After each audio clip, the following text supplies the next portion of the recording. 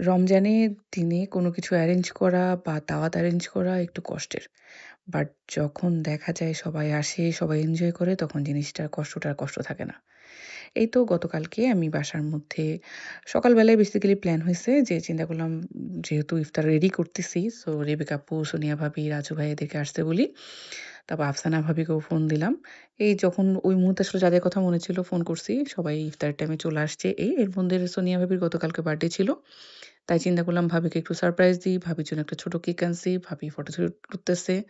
এই তো আমাদের তো আসলে এখানে কারো ফ্যামিলি নাই। হয়তো ভাবি যদি দেশে থাকতো তাহলে হয়তো ভাবির জন্য অনেক কিছু আয়োজন হতো।